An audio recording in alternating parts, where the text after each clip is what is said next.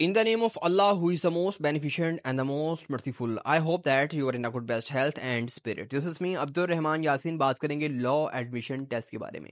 Law admission test का जो syllabus है वो 2025 में क्या होगा.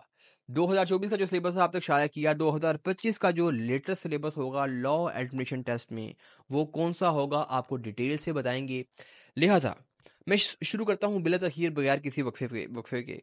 इसी से पहले अगर आप तैयारी करना चाहते हैं तो डिस्क्रिप्शन में हमारा नंबर मौजूद है, आप हमारी ऑनलाइन क्लासेस को ज्वाइन कर सकते हैं. So let's start the topic. याद रहे 25 नंबर का सब्जेक्टिव है और 75 मार्क्स का जो है वो ऑब्जेक्टिव है. ऑब्जेक्टिव मीन एमसीक्यूज मारूती सवाल का जो पोर्शन है वो 75 मार्क्स का है. जो 25 नंबर हैं वो सब्जेक्टिव हैं, जिसके अंदर आपने एक ऐसे लिखना है 15 नंबर का और एक पर्सनल स्टेटमेंट लिखनी है 10 नंबर की.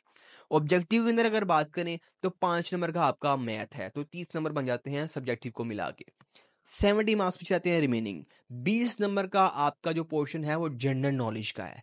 जनरल नॉलेज में क्या हो सकता है, आप स्पोर्ट्स के बारे में पढ़ें, आप जनरल नॉलेज में करंट अफेयर के बारे में पढ़ें, आप बेसिक मेडिकल नॉलेज हासिल करें, आप दुनिया की जो जितनी भी कंट्रीज हैं उनके जो कैपिटल्स हैं वो पढ़ें, आप उनकी करेंसीज पढ़ें, आप वर्ल्ड ऑर्गेनाइजेशंस पढ़ें. जितना भी नॉलेज है आप पढ़ें. आइंदा दिनों में मेरी किताब भी पब्लिश होने जा रही है, आप बेशक वो ले लें, इंशाल्लाह आइंदा दिनों में वो पब्लिश हो जाएगी. 20 नंबर का आपका जनरल नॉलेज का पोर्शन है. तो ये 30 + 20 50 मार्क्स बन जाते हैं, तो 50 पीछे रिमेनिंग रहते हैं.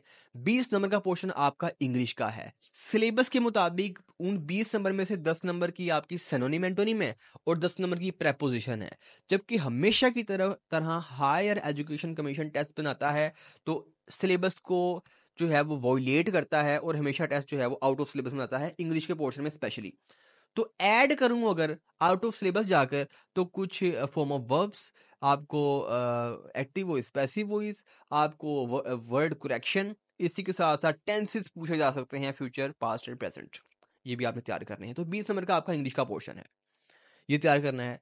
ये बन जाते हैं आपके 70 मार्क्स. 30 मार्क्स रिमेनिंग है. 10 मार्क्स का आपका उर्दू का पोर्शन है. उर्दू में आपके अल्फाज मुतज़ाद, अल्फाज मुतरादिफ, वाहिद, जमा, मुज़क्कर, मुअन्नस और साथ उर्दू ग्रामर शामिल है. 10 नंबर के लिए आपके पास है इस्लामियात. इस्लामियात के अंदर बेसिक नॉलेज ऑफ इस्लाम, बहुत ही बेसिक नॉलेज ऑफ इस्लाम आपसे पूछा जाता है. पैगंबर की ज़िंदगी, मक्का की ज़िंदगी, मदनी ज़िंदगी, अज़वाज मुतहरात, अहले बैत, सहाबा, खुलफाए राशिदीन, सहासत्ता, हदीस, कुरान, इसके बारे में बेसिक नॉलेज पूछा जाता है. और 10 मार्क्स रह जाते हैं रिमेनिंग, वो हैं आपके पाक स्टडी के. पाकिस्तान स्टडी यानी कि पाकिस्तान की तारीख के बारे में पूछा जाता है. और ये बेसिकली जो नॉलेज होता है वो 11 12 9 10th और इंटरमीडिएट और मैट्रिक का जो आप पढ़ते हैं ना, सारा उसी में से आता है पाक स्टडी. और बहुत बेसिक नॉलेज होता है पाक स्टडी का, तो इतना मुश्किल नहीं है, बड़ा बेसिक है. इसको आपको एक पॉलिसी, एक स्ट्रेटजी चाहिए होती है इसको तैयार करने के लिए. अक्सर लोग लगे होते हैं जनरल नॉलेज तैयार करने के ऊपर, बस जनरल नॉलेज की किताबें पढ़ लो. जनरल नॉलेज जस्ट 20 मार्क्स का है, बाकी पोर्शन बहुत बड़ा है. आप किसी ट्यूटर को ज्वाइन कर लें, आप किसी गाइडर को, किसी लीडर को या कुछ जो आपको टीच करे उसको ज्वाइन करें जो आपको अच्छी सी तैयारी करवा सके.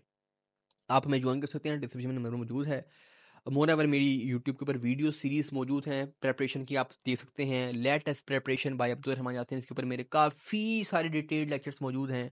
और उसके कमेंट सेक्शन आपको बताते हैं कि वो लेक्चर्स कितने जो है वो मुफीद हैं. आप भी अगर लेटेस्ट पास कर चुके हैं, कितने मार्क्स हैं, तो आप कमेंट बॉक्स में लाजमी बताइएगा ताकि बाकी लोगों की हौसला अफजाई और उनका एतमाद बहाल हो. अब तक के लिए इतना ही था. अब्दुल रहमान यासीन को दीजिए इजाज़त. वमा अलैना इल्लल बलागुल मुबीन. Thank you.